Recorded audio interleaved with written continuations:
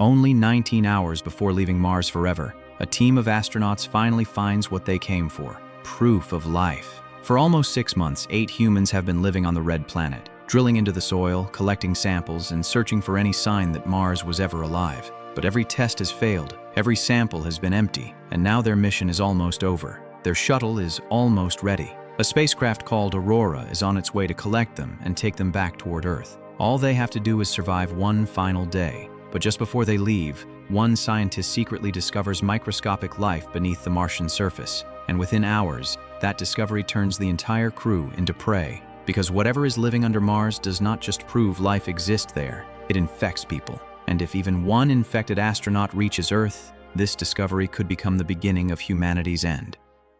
The story takes place in the 2040s at a Mars research outpost called Tantalus Base. Vincent and Rebecca are driving across the empty red desert in a rover.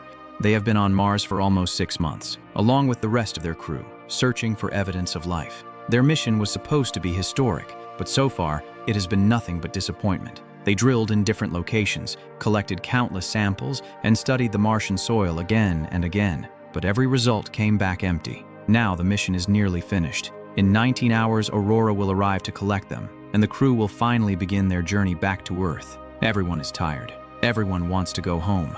A large dust storm starts moving toward the rover, but Vincent and Rebecca do not panic. Their vehicle is built for this kind of weather, so they wait it out and continue toward another site, where Kim is finishing her final work. Kim is one of the lead scientists, and she is clearly frustrated. After spending months on Mars, she still has nothing important to show for it. She drills one last time, hoping this final sample might change everything, but once again, there is nothing. Vincent jokingly tells her that if she wants, she can stay behind on Mars, but Kim is in no mood for jokes. For her, this whole mission feels like a failure. They head back toward the research station, which is only a few kilometers away. On the way, they receive a message that the station's cooling system has a problem. Since Vincent is also an engineer, he will have to fix it when they return. Back at the base, the rest of the crew is preparing for departure. Charles is the captain, Lauren is the doctor, Marco is another scientist. Richard and Robert are also part of the team. Everything is supposed to be simple now. Finish the final checks, wait for Aurora, and leave Mars. But then Marco comes to Captain Charles with a request. He claims that one of his sensors has stopped working, and he needs to go outside to repair it. Charles does not like the idea. They are too close to leaving, and any extra trip outside is an unnecessary risk. But Marco keeps pushing. He says the sensor is important, and if he does not fix it, months of work could be wasted. Charles finally agrees, but he refuses to let Marco go alone. He sends Richard with him. As they prepare to leave, Vincent, Rebecca, and Kim arrive back at the station. Kim asks where they are going, but Marco avoids giving her a real answer. He just leaves with Richard, acting strangely calm. Inside the rover, Marco finally tells Richard the truth. There is no broken sensor. He has found something. He has not told the others yet because he wants to confirm it himself first. He asks Richard to trust him and keep quiet until they reach the site. Meanwhile, Vincent repairs the cooling system at the station, while Kim grows more suspicious of Marco. She already feels like the mission has been wasted, and now Marco's strange behavior makes her think he is hiding something, so she checks his lab results without permission. And what she finds changes everything. Marco's scans suggest bacterial life, not dead material, not dust. Actual microscopic organisms with signs that the cells may be dividing. In simple words, they have finally found proof that Mars is not dead. The discovery is huge. This is what the entire mission was built for, but instead of celebrating, the crew is shocked and angry because Marco hid it from everyone. Kim believes he wanted to claim the credit for himself.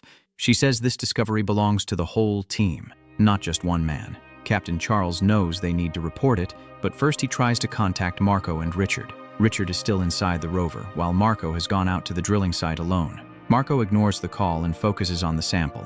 He tells Richard to close the rover door and bring the camera quickly. Then the ground beneath him suddenly cracks. Before Marco can react, the rocks collapse and he falls into a deep hole. Richard rushes outside, but he is too late. The hole is far too deep, and Marco disappears into the darkness. He sends an emergency message back to the station. Charles and Lauren rush to the site and find Richard sitting there in shock. Lauren is angry and asks why he did not save Marco, but there was nothing Richard could have done. The ground broke too fast, and the hole is too dangerous. Smoke or dust is coming out of it, and Marco cannot be seen. Charles tells Lauren to stay inside the rover and not step out. He does not want to lose another crew member. Then he takes Richard back to the station and contacts Mission Control. Mission Control tells them to recover Marco's body if possible, prepare for launch, and return to Earth. So Charles takes Vincent and Rebecca back to the accident site. But before they arrive, Lauren notices something strange near the rover. She moves closer to the hole, trying to understand what is happening. Then she realizes something is trying to get inside the vehicle. When Charles and the others reach the site, Lauren does not answer their calls. They check the rover, but she is gone. Outside, they find footprints leading away from the vehicle, but the direction makes no sense. It looks like she walked off into the desert for no reason. With time running out, they decide to send Vincent down into the hole using a rope. As Vincent descends, he sees strange shapes in the rock. The place does not look like a normal cave. Something about it feels wrong, almost alive. Then Vincent starts seeing disturbing visions. His breathing gets heavier, his mind begins to slip, and he struggles to explain what is happening. When he starts panicking, Charles and Rebecca quickly pull him back up.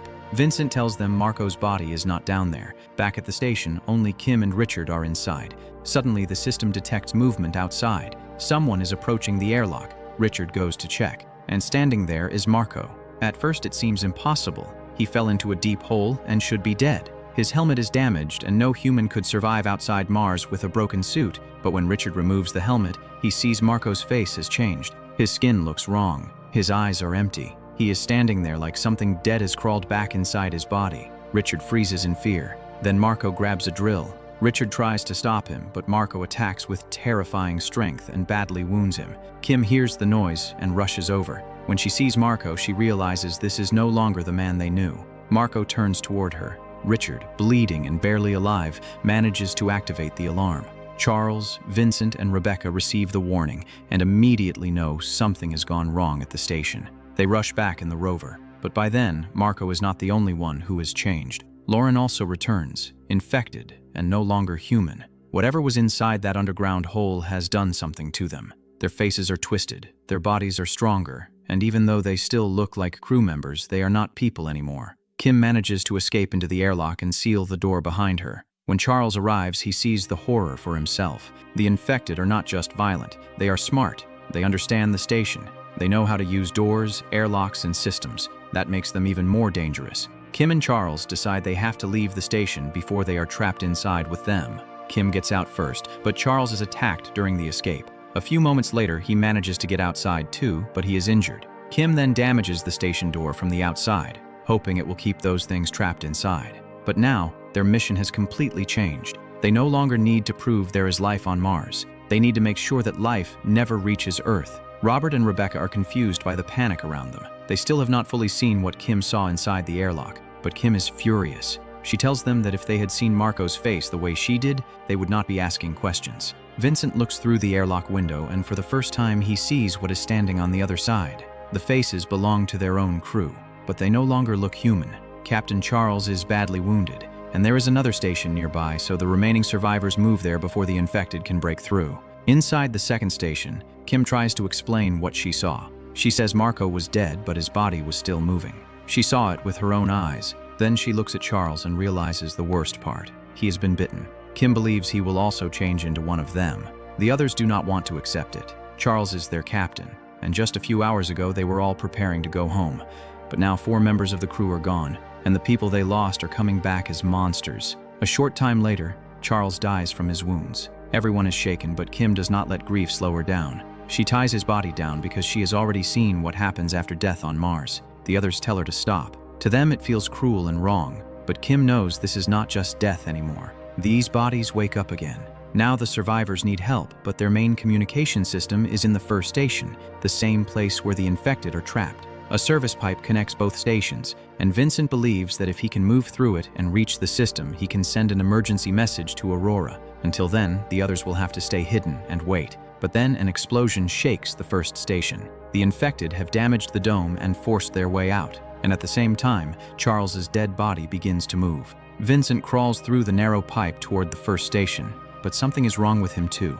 Ever since he went down into that fissure, his mind has not felt stable. Old memories and strange flashes keep breaking into his head. Still, he keeps going. He reaches the first station and tries to contact Aurora. After struggling with the system, he manages to send one short warning. There is an emergency on the surface, but before he can explain more, the station loses power. Back in the second station, Rebecca and Kim search through the medical supplies, chemicals, and antibiotics, hoping to find anything that can slow the infection. Their only test subject is Charles, whose body has now come back to life. They inject him with antibiotics, and for a moment it seems to work. Charles convulses, then suddenly goes still. This gives them a small hope. Maybe the infection can be delayed. Maybe they can buy enough time to escape, but it is not a cure. Before they can do anything more, they hear movement at the airlock. The infected are trying to get inside. This is when the survivors understand something even more terrifying. The infection is not just turning people into violent creatures. It is using their minds. The infected remember how the station works. They know how to open airlocks. They know where the others are hiding. Meanwhile, in the first station, Vincent is attacked by infected Richard. Vincent barely escapes and rushes back through the service pipe. When he returns, he tells the others to seal the pipe immediately. But sealing it also cuts off part of the station's oxygen flow. With no other choice, everyone quickly puts on their spacesuits. Then Charles rises again. The antibiotics only delayed the infection. They did not stop it. Charles attacks the group, and during the chaos, Rebecca is wounded in the leg. The survivors fight through the habitat modules, trying to escape before more infected break in. But Robert starts thinking only about himself. When Kim gets separated, Robert traps her inside the hydroponics lab with one of the infected. He does not wait. He does not try to save her. He simply locks the door and runs. At that moment, it becomes clear that Robert only cares about surviving. Vincent, Rebecca, and Robert make it to the rover, but their problem is not over. The rover is running low on power, and it will not be enough to reach the Aurora lander. Their only chance is to reach the second rover, which is still near the fissure site. Rebecca's wound makes everything worse. She might already be infected, so Vincent gives her antibiotics, hoping they will slow the change long enough for them to escape. Robert says he will go ahead and scout the area, but he is lying. Under the excuse of helping them, Robert steals the second rover for himself. Over the radio, he tells Vincent to abandon Rebecca and save his own life. He says they both know what is going to happen next. He is talking about Rebecca. Rebecca hears everything, and it breaks her. She knows there is a real chance she will become one of those things, but she never wanted to be treated like a monster before it even happened. Vincent refuses to leave her behind. With no other choice, he and Rebecca wait in the rover for sunrise. The rover's solar batteries need time to recharge, and if the system gets enough power, they may still reach the lander. That night, Rebecca quietly talks about her death. She says she never imagined her life would end like this, infected, helpless, and trapped on Mars. She also wonders if the infected still have any part of their human mind left inside them, or if the infection completely destroys everything they were. Vincent tries to comfort her, but eventually he falls asleep. The next morning, he wakes up and finds Rebecca gone. She left the rover on purpose. She knew she might hurt him, so she walked into the desert before she could fully change.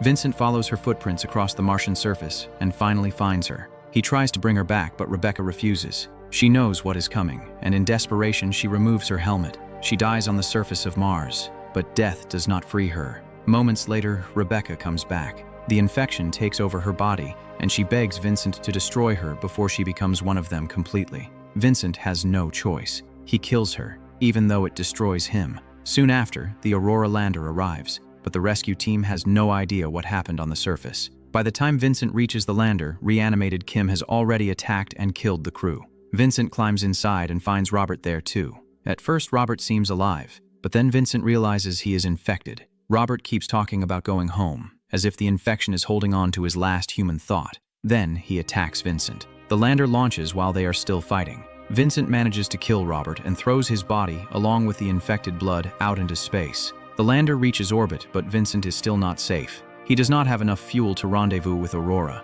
There are supplies inside the lander, enough to keep him alive for months if Mission Control decides to send help. But Vincent knows that rescue may be too dangerous. During the fight with Robert, he was cut on the face. That means he might also be infected. So he sends one final message to Mission Control. He explains that the crew encountered an unknown infection on Mars. It took over the dead, changed the living, and destroyed the mission. Then he tells them the truth. If he is infected, he will use the last of the fuel to re-enter Mars and burn up before the infection can spread any further. But if he is still human, he will wait for their reply. The message will take 15 minutes to reach them. So, Vincent ends the transmission and floats alone in space, not knowing whether he is the last survivor or the last danger.